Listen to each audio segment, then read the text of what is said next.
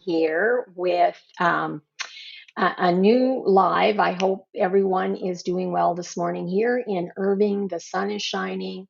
We're expecting another nice warm day. We had a nice little rain yesterday, which was pleasant, kind of cooled everything down. We were in the high 90s. Now we're in the low 90s. So that's kind of our September weather. So this morning, one of the questions that I got from my last live was, well, how do I really get started on an exercise program? And so I kind of put some thoughts together. No matter where you are in the process, if you are you've never exercised before, or if you've exercised in the past and you kind of got out of the habit, whatever, wherever you are in that space, I just kind of wanted to kind of give you some guidelines. So the first thing I recommend, if you haven't been exercising in a while, I suggest that you talk to your doctor. Go make sure that there's nothing that can hurt you. That there are activities that you shouldn't do. If you have arthritis or pain already, I would suggest that you just talk to your doctor and make sure they're okay with your plans. When I did that, one of the things my doctor told me was that for my particular type of pain, the best kind of exercise would be biking. So, that was one of the things that I picked up from my doctor. So, the first thing I would suggest is to start very gradually and slowly. One of the reasons people kind of get sick of exercising or get derailed from exercising is because they end up um, really not. How should I say, overdoing it, and then they hurt and they're sore, and or they injure themselves a little bit, or they get some inflammation in some parts of their body, and so they just end up being very frustrated with the entire process. So start very slowly and gently. When I a number of years ago, when I first started really getting back into a consistent exercise program, that was more than just taking a walk every now and again.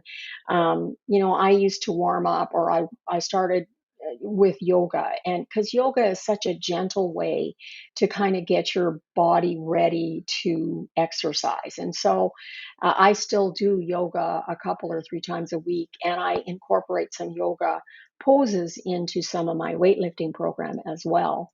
So really, just start very slowly. So I don't recommend that if you haven't walked for a while, if you haven't been out and about for a while, and you just feel like you want to get started with a walking program, I would do it for maybe 10 minutes, and just do it very slowly. Here in Texas, we have mailboxes out in front of our house for the most part, um, and I remember a story that Zig Ziglar told when he first started getting into exercise when he was in his 40s. He said that he started running. Um, from mailbox to mailbox. So the first day he did one mailbox, the distance between one mailbox to another. And then he just increased that. And that's really, how you want to start if you've not done anything for a while. And then work your way up. Like if you're going to walk for 10 minutes, work your way up to what your goal is. And then the other thing I recommend, because exercise gets boring, is to kind of break things up. Exercise maybe a few times a day, like do short bursts of 10 to 15 minutes, maybe 3 or 4 times a day.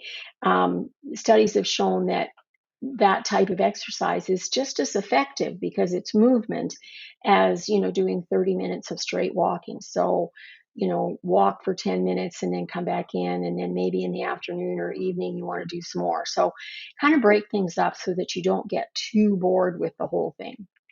And then be creative with the kinds of activities that you do. A lot of times people give up exercise because they just get so tired of the same thing. They may build their time up to 30 or 45 minutes, but because they're so sick of doing the same thing over and over again, they kind of drop off. So be creative about the kinds of activities that you're going to take part in. If you like walking, start walking.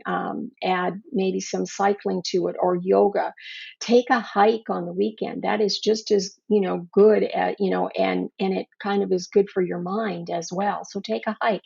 If you like to dance, dance to your favorite music for, 20, 30 minutes. Find activities that you truly enjoy and that truly make a difference to your body. The other thing that I think is important to do is to listen to your body. I have exercised. We are swimming every day, so I count that as kind of additional exercise because I'm not swimming laps, up and down all the time. We play with the dogs in the pool, so we're doing different things in the water. So I don't feel like that is a consistent exercise program, although I am moving. Um, but I do for the first 3 days of the week, I do some specific exercises. And sometimes on Thursday, I will, bike again.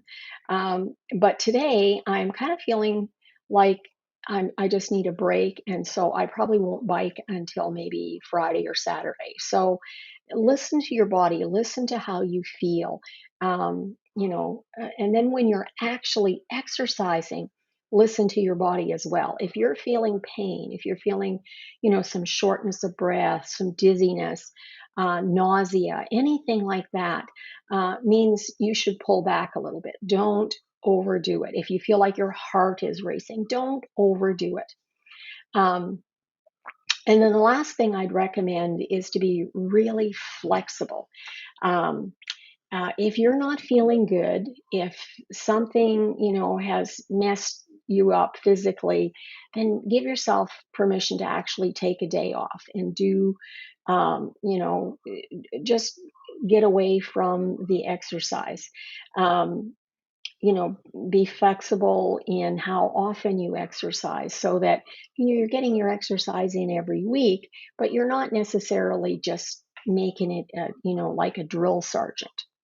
So I hope that is helpful. The people that I'm talking to are not, they're the people that, like I say, may have had a good exercise program, a few years ago, but maybe because of work or, family restrictions or whatever, you have just gotten away from really exercising. So what I really recommend is that um, you just take it easy getting back into it. Don't start at the level that maybe you left off on because we all think that. We all think that nothing's changed.